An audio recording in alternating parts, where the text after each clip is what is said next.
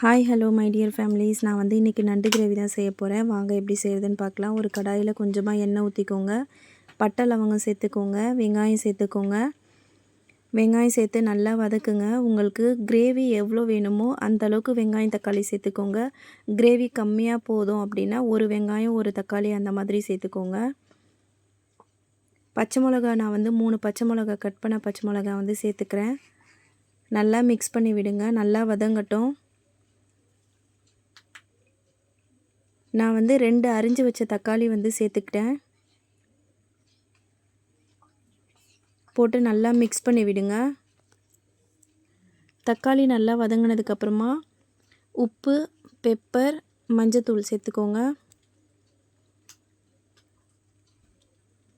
நல்லா மிக்ஸ் பண்ணுங்கள். நான் வந்து காரத்துக்கு தனி மிளகாய் தூள் வந்து நான் சேர்க்கலை. நான் பச்சை மிளகாய் சேர்த்துருக்கேன், அதோடு விட்டுட்டேன். நான் காரத்துக்கு வேறு எதுவும் சேர்க்கலை. நண்டு வந்து க்ளீன் பண்ணி வச்ச நண்டையும் சேர்த்துக்கலாம். தண்ணி விட வேண்டாம். நண்டு வந்து ஸ்டார்டிங்லேயே க்ளீன் பண்ணி வைக்கக்கூடாது. தக்காளி வெங்காயம் வதக்கும்போது சைடில் அப்படியே நண்டு க்ளீன் பண்ணி அப்படியே சேர்த்துக்கணும்.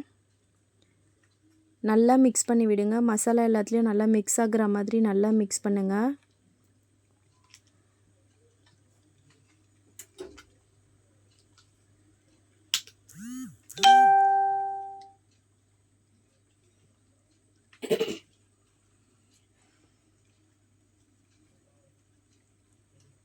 ஒரு 15 மினிட்ஸ்லேயே வந்து நண்டு வெந்துடும். ரொம்ப டைம் எடுக்க வேண்டாம்.